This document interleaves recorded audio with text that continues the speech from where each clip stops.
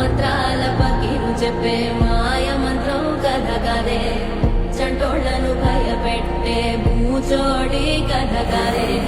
తాత ముత్తాతమ్మల భూతాల కథ కదే